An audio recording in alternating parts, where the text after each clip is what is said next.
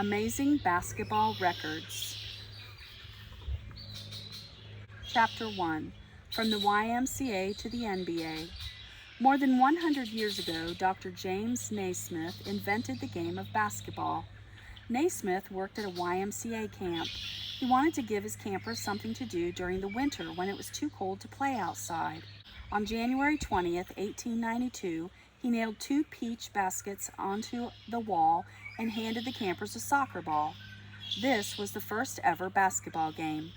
The game has changed over the years, though. Back then, players were not allowed to bounce the ball. Today, dribbling is one of the most important parts of the game. The basket has changed a lot, too.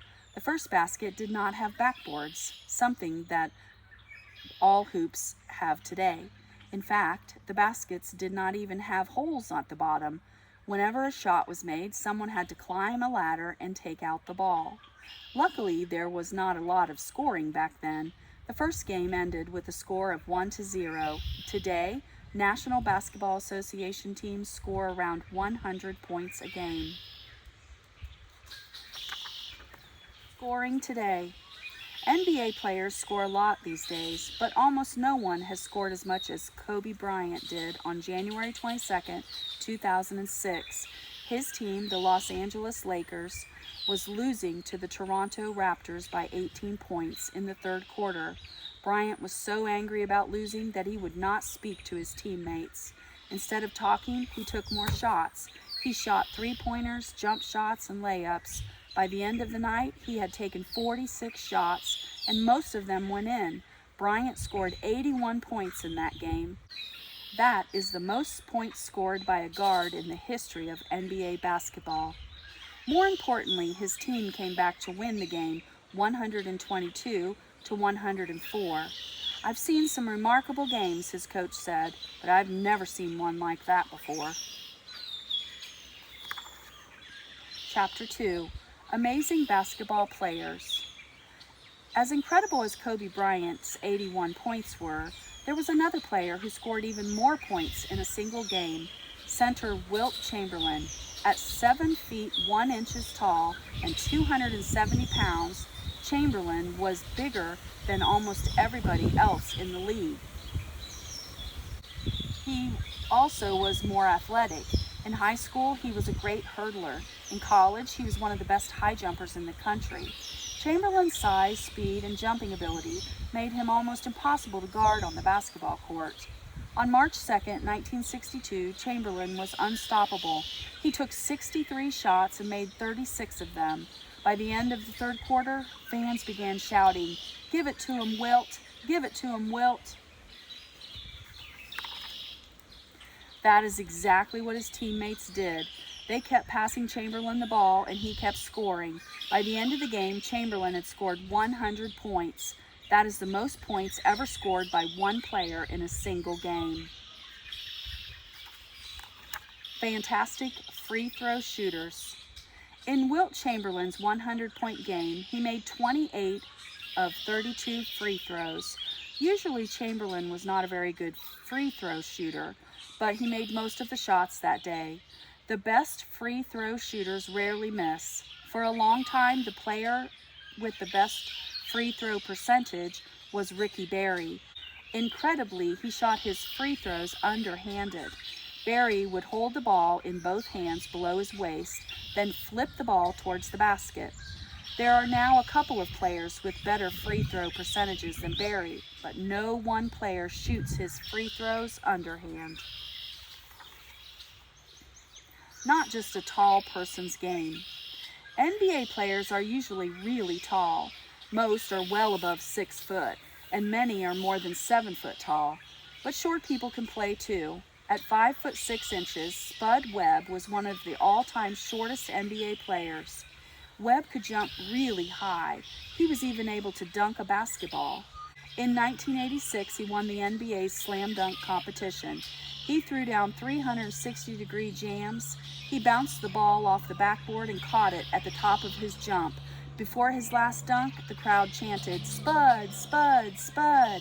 He tossed the ball in the air, let it bounce, then grabbed the ball, twisted his body, and slammed the ball through the rim. When he won, he became the shortest player to ever win an NBA slam dunk contest.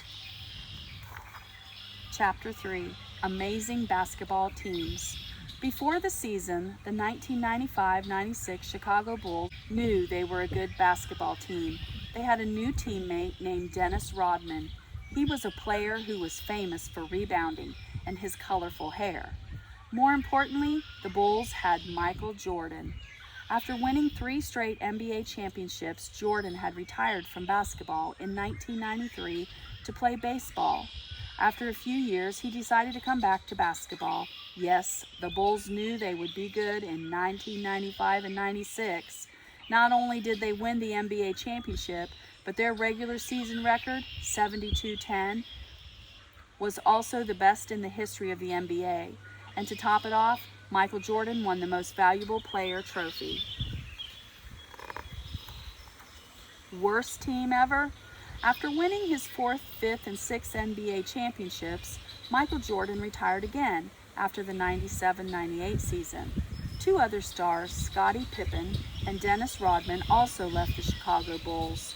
That meant that the team went from being one of the best ever to one of the worst in just 1 year. They were really bad on April 10, 1999.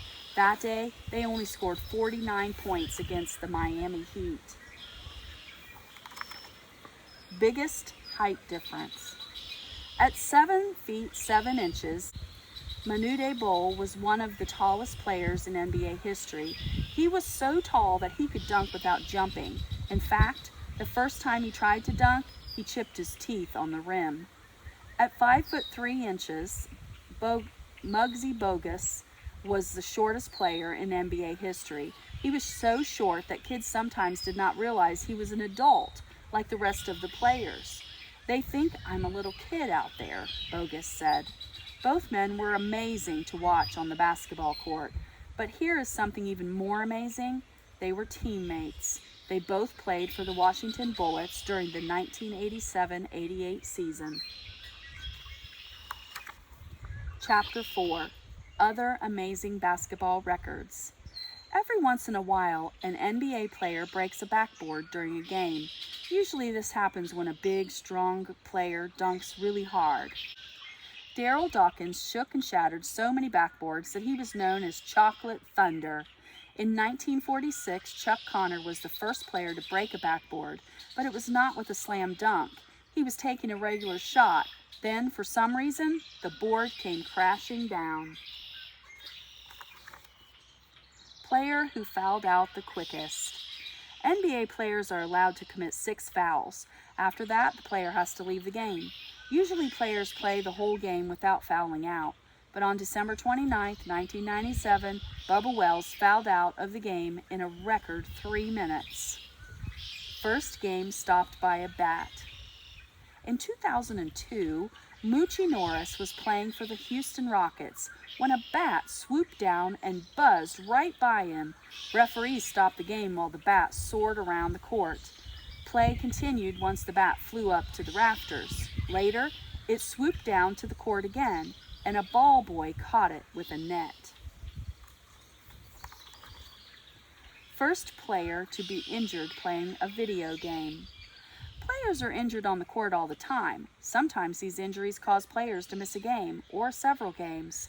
But during the 1990-91 season, Lionel Simmons was the first to be injured while playing video games. He played so many video games that he hurt both wrists. The injury caused him to miss 2 NBA games.